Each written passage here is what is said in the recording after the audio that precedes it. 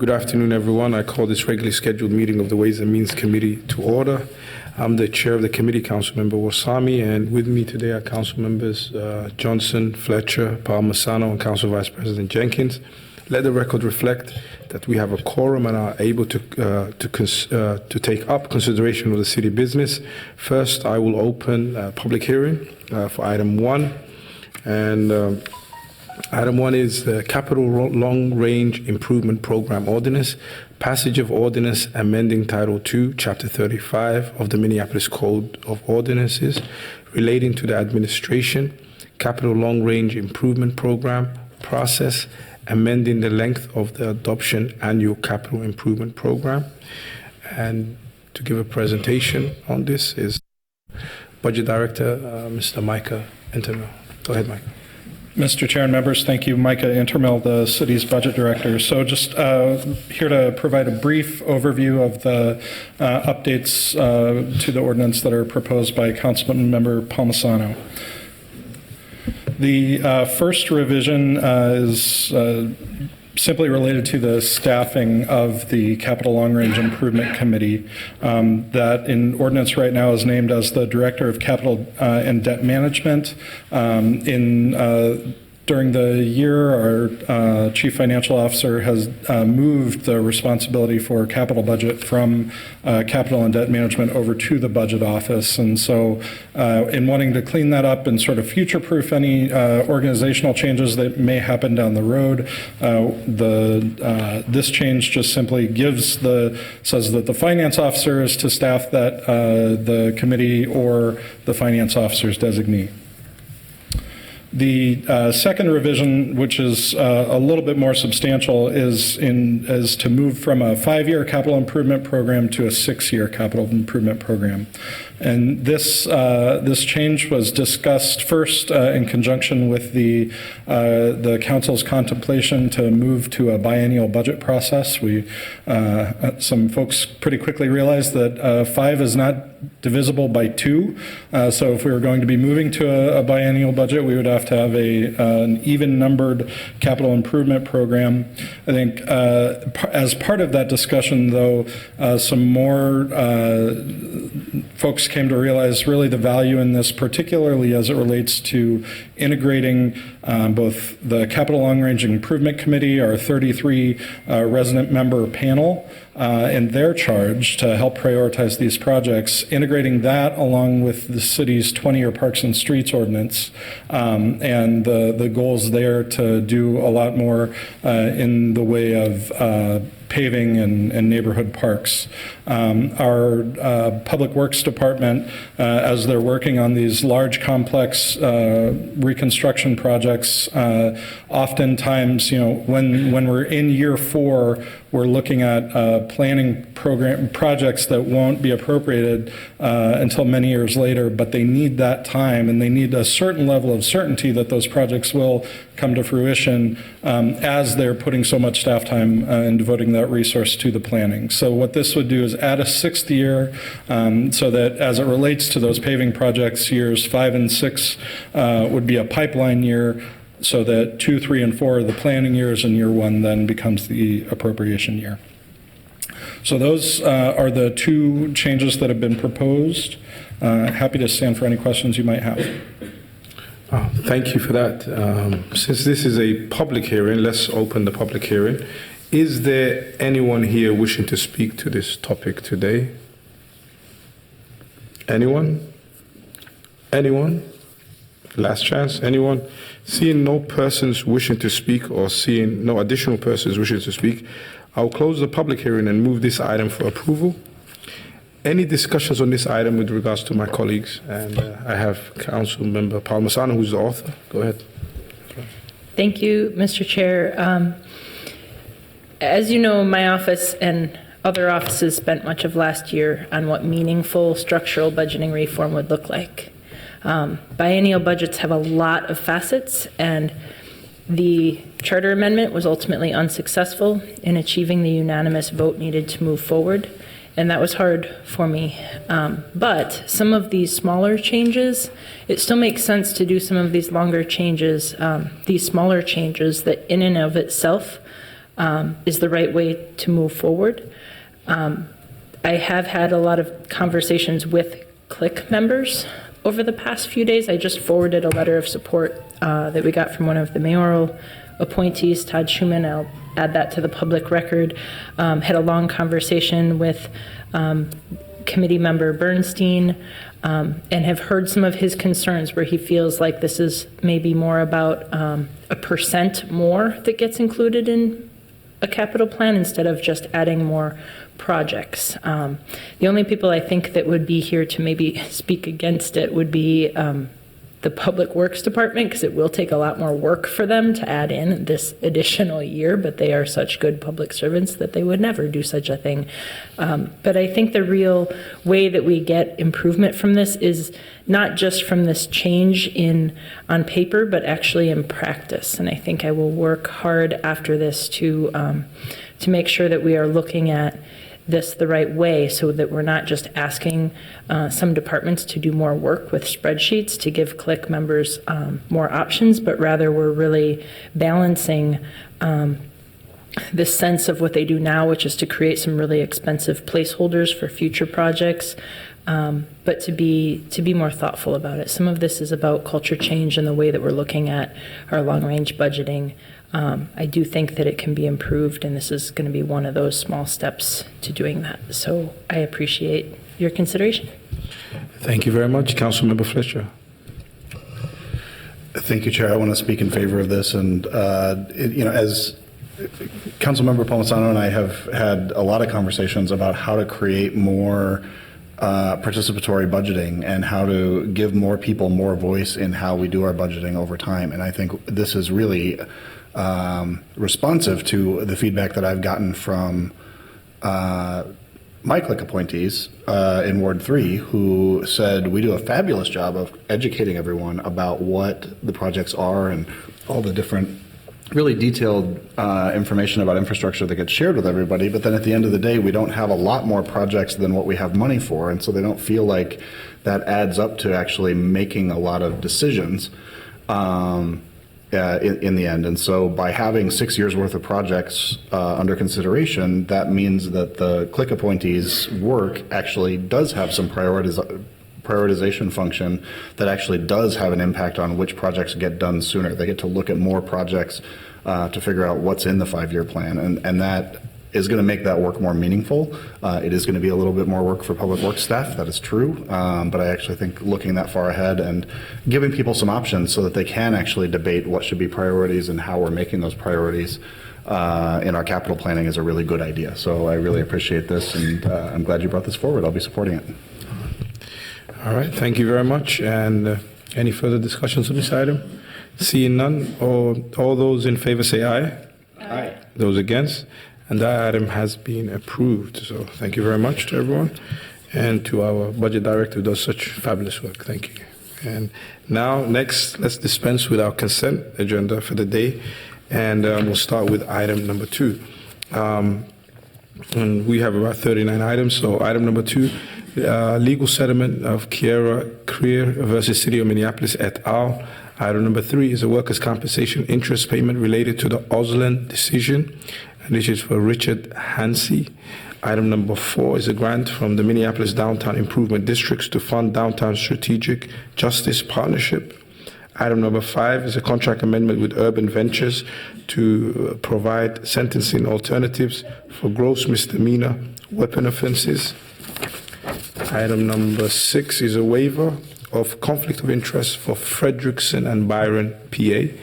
Item number 7 is a folks and traditional arts grants for arts programming to support the artistic traditions and customs practice within cultural groups.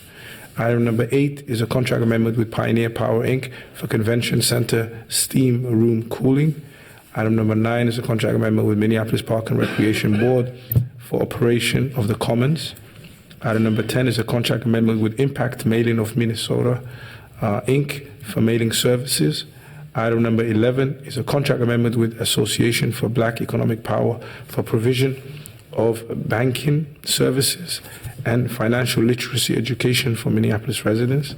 Item number 12 is a contract amendment with Canal Street Limited Partnership for office space in the Crown Roller Mill Building at 105 Fifth Avenue South.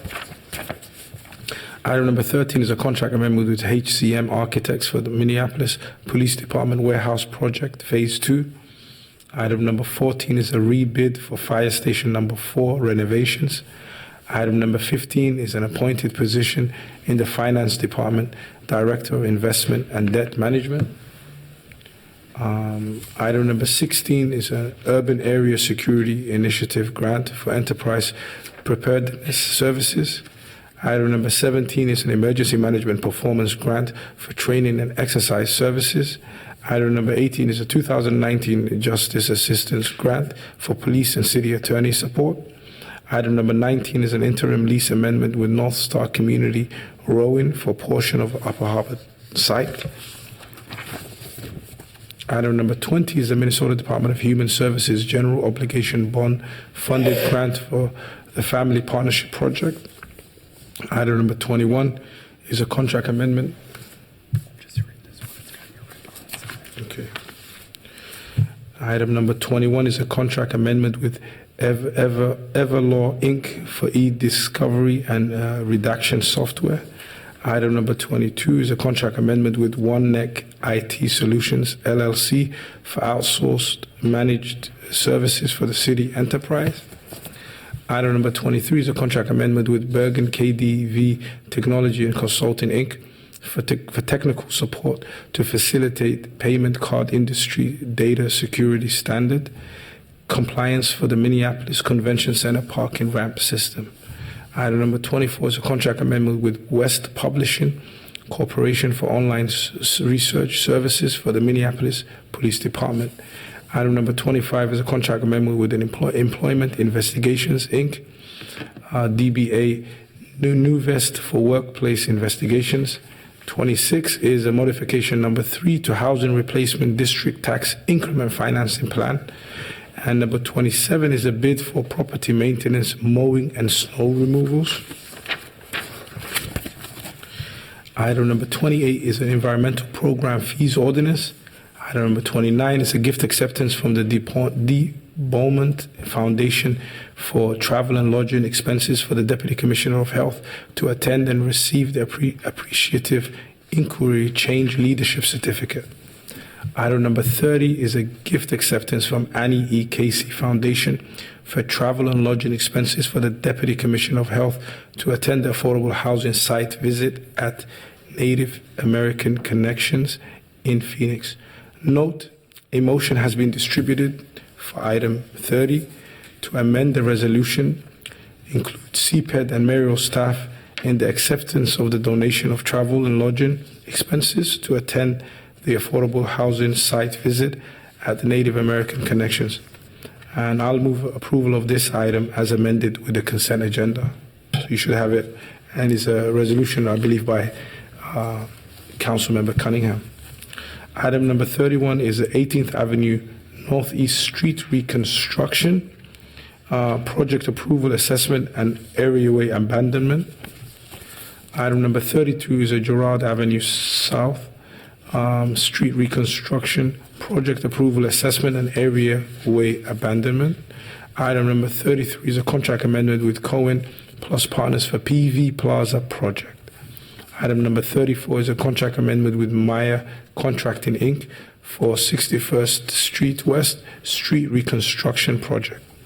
Item number 35 is a contract amendment with Valley Paving, Inc. for 42nd Avenue North street reconstruction project.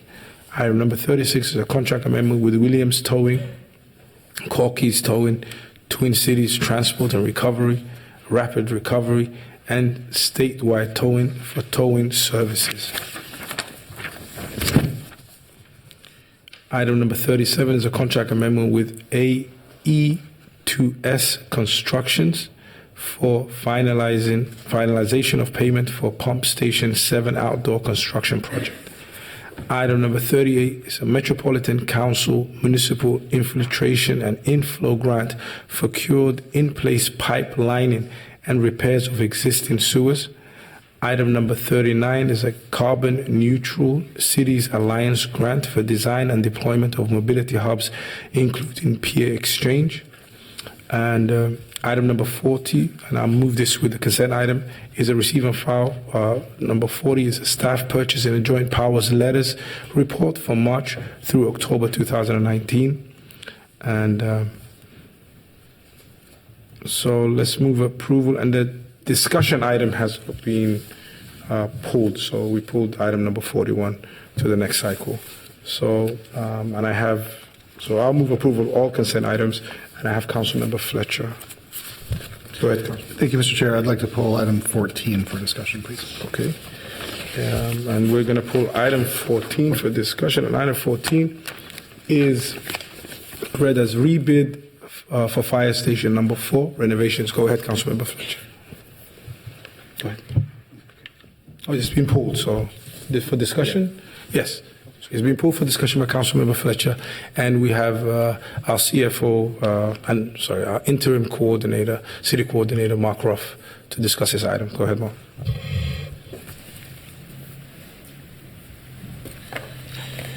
Mr. Chair, Councilmember Fletcher, is stated in the request for council action. This is a rebid of a fire station remodel project. It is a low bid award, and we do, as staff, recommend this particular bid. We know there have been some questions about how our new e-portal system works and what disclosures have come forward in terms of ensuring bidders complete and accurate understanding of what the city's bid requirements. Our preliminary review since those questions were raised just a few hours ago are that we are in compliance with all of the city policies for this, and would certainly recommend that the city move forward. And we, as always, take these questions very seriously from our partners in the building trades, and we'll certainly review, if you so desire as a council, with city attorney, that we can spend more than a few hours reviewing all of the circumstances. Not to say the city doesn't make mistakes once in a while, we certainly do, but at least preliminarily in this case, we think that we're in good shape. Thank you. Councilmember Fletcher. Thank you, Mr. Ruff. I think just because of the short amount of time we've all had to consider whether these concerns have merit, and we're also in a position, as you know, where I asked would it cost us anything to postpone a cycle so that we could figure it out, and because of the short notice we received, you've told me that you're not sure what it would cost us to postpone. So it puts me in a tough position of voting for something that I'm not 100% sure I feel like we accomplished the way we want to. If there might have been mistakes made or technical problems with the way that the bid got put out, we want to make sure that we're looking at that properly. But at the same time, I don't want to incur a cost of delay that I don't fully understand. So I think if it makes sense to you, I'd like to ask that you follow up and be prepared to tell us before we vote on this in the full council meeting on Friday, both what it would cost to delay and whatever confirmation you can give us that you feel confident about the process, and that this is something that we ought to be either putting back out for bid or moving forward with as currently bid. So let's see if we can get those questions resolved by Friday and be clear about what the cost to us is if we did decide that we wanted to either delay or rebid, so that we understand better what our options are. And for today, I'll go ahead and vote yes on it so that we can move it through to Friday, if that makes sense to you. Mr. Chair, Councilmember Fletcher, I think it's a wise move. Appreciate the suggestion. Thank you. Okay, thank you very much. So on item number 14, which we have up, any further discussions? Councilmember Palmisano, go ahead. Thank you, Mr. Chair. I just also wanted to mention I would be willing to be supportive of a motion that would just be to forward it without any recommendation. That maybe seems like where I'm most comfortable today. And then we could get the information before full council. Okay. Okay, so do you make that motion? I could ask that we move this forward, but without a recommendation from this committee at this time for item number 14. Okay, so we have any further discussion on item number 14? Okay, so we have a motion to move this item with our recommendation to the full council and to wait for our staff to give us an update on what it would cost us if we delayed it. Okay, so on that motion, all those in approval say aye. Aye. Those against? So we took care of item number 14, and now we go back to the rest of our consent items. All those in any further discussions on the rest of the items that we have in front of us? No, seeing none. All those in approval say aye. Aye. Those against? All right, those items have been approved. And since we have no further items or any further discussion, this meeting is adjourned. Thank you.